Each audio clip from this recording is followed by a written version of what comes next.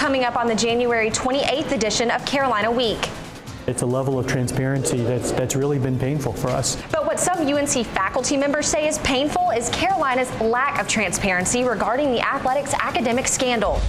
UNC has been slammed with another lawsuit. This time, it's by two former student athletes. Find out who they're asking to join them. UNC has taken a hit recently in the media, but one thing that hasn't taken a hit, the university's value. Carolina Week starts right now. From the UNC School of Journalism and Mass Communication, covering Carolina in HD, this is Carolina Week. The saga continues. Numerous faculty members are charging the administration with not being fully forthcoming with the university's accrediting board. Good evening, I'm Jacqueline Lee. And I'm Susanna Black. In addition to that, UNC is facing yet another lawsuit related to the findings of the Weinstein report. We have live team coverage. Kristen Lee is live at the Durham County Courthouse, where attorneys filed suit on behalf of two former Carolina student athletes. But we start with Alexis Simmons live in our satellite studio. Alexis, some faculty members are questioning how the university is handling the scandal. Susanna, some are more outspoken than others. Among them, Professor Jay Smith, who is a history professor who challenged the chancellor at the last faculty council meeting. History professor Jay Smith says he sympathizes with the university's desire to put its scandals in the past. I understand why they're eager to move on. Aren't we all? But he wants people to know the university's recent letter to Sachs outlining how it's changing for the better is a distortion of the truth. It's important for someone to point out that even this report is flawed and can be charged with being dishonest. On the other hand, Chancellor Carol Folt says the university is being completely transparent. What's left out, Sachs didn't ask. You are constrained to answer the questions they ask you. So there's a lot of things we could have said that were never asked to us. 224 pages, 70 academic and athletics reforms. I want you to know that we took this extremely seriously. And still, Folt anticipates Sachs will investigate the university further. The next opportunity is for them to come back to me and ask questions. Smith has thought about the university athletics a lot. In fact, he's writing a book, Cheated. He says it blows the lid off UNC's academic fraud. And the current report says nothing about any of that. So they stuck to their story, which is not all that surprising. And Smith says evidence of UNC's dishonesty is out there. He just put the pieces together. Smith Books Cheated will hit the press in March, but we don't expect Sachs to respond until June. So at least another 4 months of waiting for an ordeal that has already dragged on for 4 years. Thanks, Alexis. This is 100 pages of litigation welcoming student athletes across the country to join in a class action lawsuit. The debate has raged nationally for years, and the resolution could come right here in the Triangle. Two former UNC student athletes are suing the NCAA in Carolina to bring about educational reforms. Kristen Lee reports. Former UNC women's basketball player Rashonda McCants and former football fullback Devin Ramsey filed the lawsuit. At first glance, it seems like the latest bang in a round of attacks following UNC's academic scandal, which revealed 18 years of bogus classes used to keep athletes eligible. But take a closer look. This lawsuit is about the NCAA, and it's the athletes who participated in the corrupt system at UNC who are demanding reforms. According to the lawsuit, the NCAA sat idly by permitting big-time college sports programs to operate as diploma mills that compromise educational opportunities and future job prospects of student athletes for the sake of wins and revenues. UNC is highlighted in the complaint as an extreme example of corruption and lack of NCAA oversight. Chancellor Carol Folt did little more than acknowledge the lawsuit at a recent faculty council meeting. Now, I know that you've all probably noticed that we have another lawsuit. The handlers for McCants' former coach, Sylvia Hatchell, quickly put a stop to her comments. I really don't know. I haven't talked to anybody. I really don't know anything about it. McCants and Ramsey just two of the former Tar Heels whose names have been tied to the fraudulent or easy classes. Former football players such as Michael McAdoo, Marvin Austin, Robert Quinn, Tydreek Powell, and Julius Peppers, and basketball standouts such as Sean May and Rashad McCants. The complaint contends students weren't aware the classes were bogus. They trusted academic counselors to guide them appropriately. In addition to monetary damages, the plaintiffs seek the formation of an independent commission to review and report about the academic integrity of all NCAA member schools. It's not clear who, if anyone, will join the class action with McCants and Ramsey. The NCAA hasn't issued a response to the lawsuit, and the NCAA has reopened its investigation in light of the Weinstein report. Lawsuits and transparency aren't the only problems surrounding UNC system. The North Carolina Board of Governors assembled Tuesday to address the issue of declining teacher numbers. A panel of educators from across the UNC system addressed the issue of fewer people going into teaching. The panel touched on problems regarding teacher salary, teacher development, and declining numbers and what could be done to solve those problems. I agree with Chairman Frenebus that this is a crisis, but I was taught as a young man that every problem is a great opportunity. And why can't we lead the nation in doing what's right in education?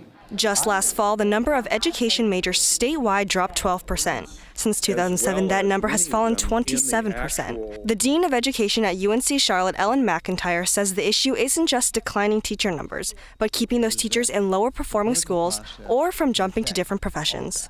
I think a bigger problem is about teacher turnover, because actually we prepare enough teachers. We just don't keep them. The Board of Education has a 5-point plan for addressing the issues, along with the BOG and the various universities across the state. What the BOG didn't spend much time on was the recent surprise decision to oust System President Tom Ross. Ben Smart joins us live in the studio. Ben, some UNC faculty members say that decision was pure politics. That's right, Jacqueline. Dragged off stage. That's how one UNC faculty member describes the dismissal of System President Thomas Ross.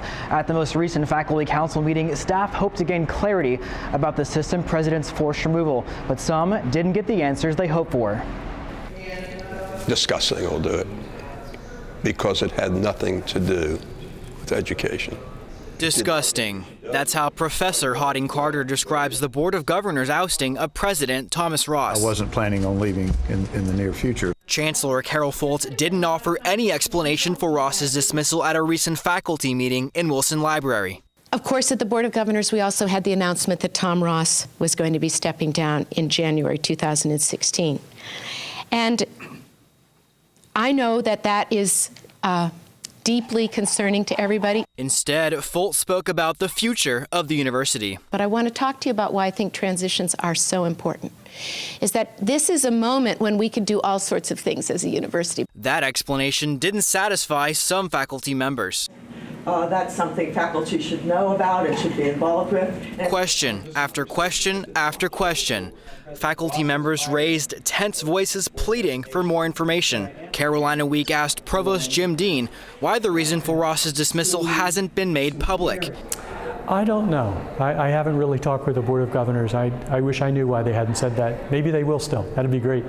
Professor Carter worked in the State Department during the Carter administration. He says the Board of Governors' motivation was political. Yes, they lied. They lied? They lied. It was political.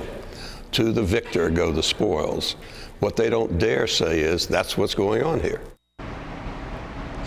Now, we want to point out some UNC students have started gathering signatures in an online petition to reinstate Ross. The petition already has 1,500 signatures in just 4 days. Both students and faculty have made it clear they want to stay in the search for a successor. Jacqueline? There are lots of challenges facing UNC Chapel Hill and the entire university system. Thanks, Ben. On now to other news. We all know how easily buying textbooks can drain our wallets. University of Illinois professor Jonathan Tompkin has noticed. He's offering students the textbook he wrote for free online, one of the more than 150 digital course books available on the Open Textbook Library. Although UNC doesn't offer open source textbooks right now, students can still opt for low budget alternatives, such as rental programs, used books, or ebooks. Rigorous academics and outstanding students combine to make Carolina most valuable. UNC ranks #1 for best value in American public higher education for the 14th year in a row. Kylie McCoy tells us what makes UNC such a bargain. Freshman Hiran Guwala says UNC's value lies not just in affordability, but in the Carolina experience. People may struggle in the classroom, but they ultimately graduate and they persevere and they go through all 4 years, and every single person at this school has an impact in some sort of way. Associate Vice Chancellor Rick White says Carolina's value comes from a deep-rooted history. If you go back to the state constitution setting up UNC 221 years ago, the Constitution calls for an affordable education for all the people. I talked with senior associate editor from Kiplinger, Mark Wajnu, and he told me there's another reason why Carolina consistently takes that #1 spot, and it has to do with something called the yield. The yield is a number not published by Kiplinger, and it measures the number of students who enroll after being admitted and end up staying for all 4 years. UNC has a yield rate of 50%, one of the highest yield rates for a public university. Gawala told me that he took several trips to Ivy League schools, but there's one reason that led him to come here. The ability to be in the classroom and learn from every single person, regardless of their socioeconomic status, is just a blessing. In Chapel Hill, I'm Kylie McCoy reporting. When you include private colleges and universities, UNC placed 22nd. What's the deal with this? Well, shooting this drug up your nose could just save your life. Next.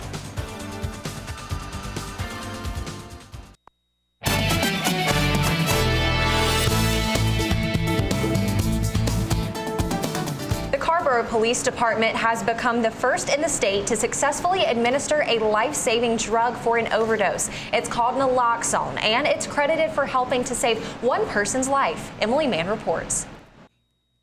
Naloxone has been around for decades, used to treat opioid overdoses from drugs like heroin and pain pills. But now it's headed onto the streets, in the hands of first responders and others in contact with those most at risk. The feeling was to have it out there where people are using it, because on the front line is where the overdose occurs. Captain Chris Atack says police are often first to arrive at the scene and are trained to recognize the symptoms of an overdose. And if we brought one person back from the brink of an overdose, we felt that was certainly money well invested. In an overdose, opioids block the receptors on the brain responsible for breathing. Naloxone opens up these receptors, but only for about 30 to 60 minutes, enough time for EMS to arrive. It's not just police who can carry emergency naloxone kits. The North Carolina Harm Reduction Coalition has handed out more than 5,000 kits to community members. Most of the people who have used the kits have been active drug users using it on friends. They've received reports of more than 250 successes in the past year. Castillo says plans to train more police departments around the state are currently in the works. We're really excited about Carrboro and about what happened, and we're hoping that this is a trend that's going to continue across the rest of the state. Currently, departments in Wilmington, Winston-Salem, and Fayetteville are all developing naloxone programs. In Chapel Hill, I'm Emily Mann reporting. If someone accidentally gives naloxone to a person who isn't overdosing, the effect is similar to shooting water up the person's nose, making the program almost risk-free. Some apartments here in Chapel Hill have Lux perks, including free tanning beds. UNC junior Alana Zitani says the tanning beds should be banned. Zitani presented her petition against the free tanning beds in apartments like Lux and the Warehouse to the town council. She's currently awaiting the board's decision, but says she'll continue trying to get rid of the tanning beds because of their harmful effects. UNC's handling of sexual assault is hitting the big screen. A documentary about sexual assault at universities across the country is raising some eyebrows after making its debut at the Sundance Film Festival. Among the universities featured, UNC. The film focuses on campus rape and the lack of help universities provide to victims. The documentary is called The Hunting Ground and will be in theaters March 20th. A group of Chapel Hill residents is banding together to voice concerns about the effects of big developments on the town's character. What makes Chapel Hill a livable town? That's what the Chapel Hill Alliance for a Livable Town asked residents Sunday at the public library. Guests discussed alternatives to big developments, answered questionnaires, and learned from experts. Residents say they want to preserve the town's current feel, eliminating high-rise buildings such as Lux apartment complex. Chalt hopes to get input not only from permanent residents, but also from students. The Ackland Art Museum features a variety of stylistic art exhibits for the Carolina community to view daily.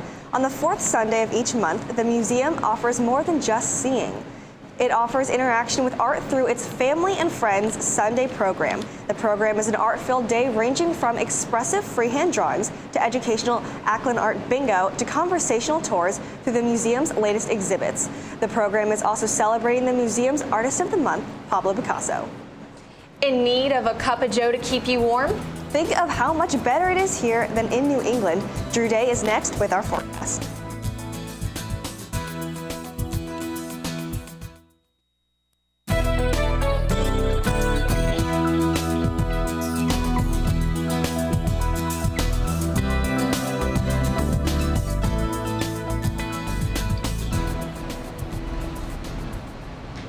And welcome back to Carolina Week, everyone. I'm Drew Day. Thanks for staying with us this evening. We'll have your forecast up for you here in just a second. Outside today, we had temperatures in the mid-40s across much of the area. Our normal high for this time of year is around 51 degrees. So we were a little bit below normal for this time of year across the area. We also had plenty of sunshine. We didn't have a lot of clouds. We had clouds forming around offshore. And that was all thanks to an area of high pressure that we had sitting off of the coast. And that brought us all the sunshine that we saw, and it also brought down cooler winds from the north, which resulted in the highs being just slightly below normal, with them staying around in the 40s. Now, we do have a small chance of rain across the area tomorrow, which we'll talk about in just a second. And that's all thanks to an area of low pressure that's in the north central portions of the United States right now, with a cold front associated with that. And so we do expect across the area tomorrow to see just a small chance of rain. It's not a large chance of rain. So keep in mind that I would say that there would be about a 20% chance of rain tomorrow, really no greater than that. And it's important to keep in mind that probability of precipitation is not equivalent to intensity of precipitation. So there's just a small chance of rain out there tomorrow. But any showers that we do see would be very light in nature. They wouldn't be any heavy thunderstorms or heavy downpours that we would see. So just to keep that in mind as you're headed out tomorrow. In fact, unless you're going to be out all day, there may not really be the need to lug around an umbrella or a rain jacket. I just don't think that you're going to need it out there, so be sure to keep that in mind. And then after that, temperatures will really start to moderate a bit, but still stay below normal, with temperatures hanging around in the 40s. So overnight tonight, we expect temperatures to drop down into the lower 30s across the area. Some areas dropping down into the upper 20s. So we will spend another night down below freezing. And then tomorrow afternoon, temperatures will make it into the 40s. As you see here, by 8 a.m., temperatures starting off below freezing at 25. Low 40s by tomorrow afternoon, making it up into the upper 40s. And then by 8 p.m. in the evening, we'll see temperatures right around 42 degrees. And then as we take a look at the 5-day forecast now, after a high of 51 tomorrow, we'll move into the mid-40s for Friday at 46, and we'll hang again around there below normal, which is normally 51 for this time of year. So again, that chance of rain tomorrow really not all that great. Drew, I have to say I'm a little bit disappointed. On Facebook, I saw a forecast from another North Carolina weather channel that said there was snow, a chance of snow on Monday. What's up with that? Well, it's important to say we do not have a chance of snow tomorrow. It's important to always get your information from a meteorologist, not from an uncle or a third cousin twice removed from Facebook, because looking at the raw output from a computer model is never a good idea. Always good advice. Thanks, Drew. You're welcome. What's making Carolina fans dance in the stands? And players dance on the court? Andrew Stern is next with that answer in sports.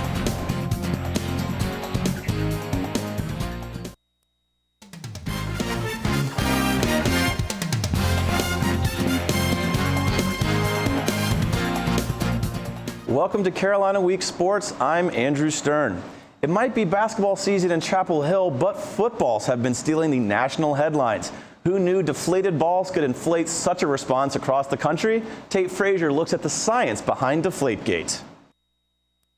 There's been a lot of controversy about footballs lately, especially in the game between the Indianapolis Colts and the New England Patriots. In the NFL, Footballs must be between 12.5 and 13.5 psi. Before the game, the Patriots' balls were 12.5 psi. At halftime, they were measured at 11 psi. Patriots head coach Bill Belichick says the reason for the deflated balls is because of atmospheric pressure and the way the team prepares the footballs prior to kickoff. UNC physics professor Fabian Heisch says temperature could affect the PSI measurement. If you want to see that in terms of physics, that just means the pressure is proportional to the temperature. Yeah? But he says only in extreme conditions will PSI drop significantly. You would have to heat the locker room to sort of 90 degrees to actually make a difference of like a 1.5 PSI or so. However, UNC physics professor Frank Tsui says the difference between individual footballs needs to be considered. In my opinion, that difference could indeed be present because it depends on the mechanical property of the skin of the football. Footballs don't necessarily come straight out of the box onto the field. Instead, players tend to like them a bit weathered down, like this one here.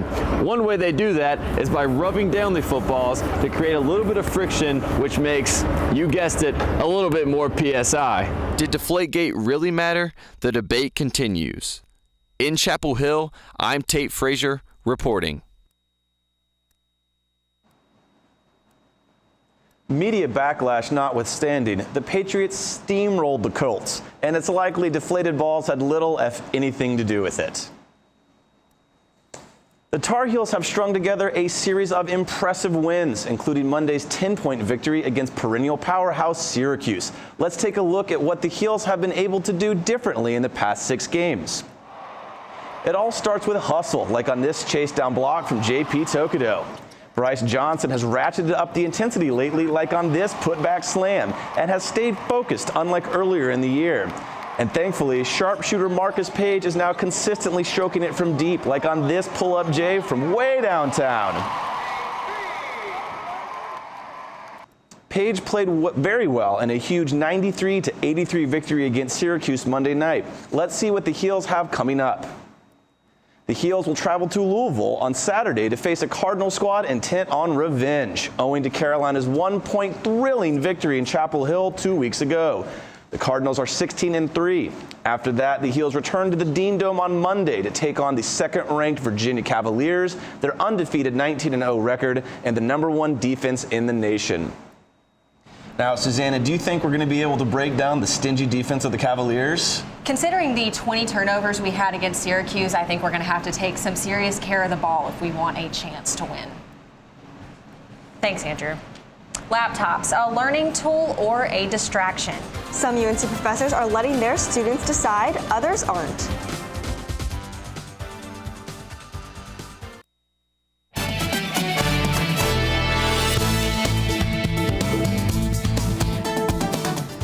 How good are we millennials at multitasking? That's the question at the heart of the debate regarding whether it's a good thing or a bad thing to have our laptops in class. Jordan Black reports. Caroline Harrell is never without it. Her laptop, that is, especially in class, until one of her instructors banned them. I feel that really hinders my learning. I'm very particular about how I like my notes. Caroline, like many other students, now has to revamp her note-taking style. I know that when I try to write my notes in class, I'm too focused on the writing the notes than when I'm actually learning. A recent study at Washington University in St. Louis suggests professors like Caroline's might be right. It says heavy media multitasking was related to a reduced ability to ignore distractions and focus on pertinent information. 2 UNC journalism professors have different laptop policies. Law professor Kathy Packer bans laptops from her classes. I mean, I'd be telling some bad story about what I did on spring break, and people would be sitting in the back typing as fast as they could. Media law professor Tori Ekstrand is attempting an entirely new philosophy. A classroom divided, a laptop side and a device-free side. But if it were up to her, she would impose a ban. I think we miss something when our heads are buried, right? The laptops or the smartphones. And that's the thing I worry about most with the distraction factor. It's like, I'm missing knowing you. But Caroline says, as a college student, she should get to decide. I'm a mature young adult. I think I can handle a responsibility. In Chapel Hill, I'm Jordan Black reporting. That does it for this edition of Carolina Week. Thanks for watching. Good night.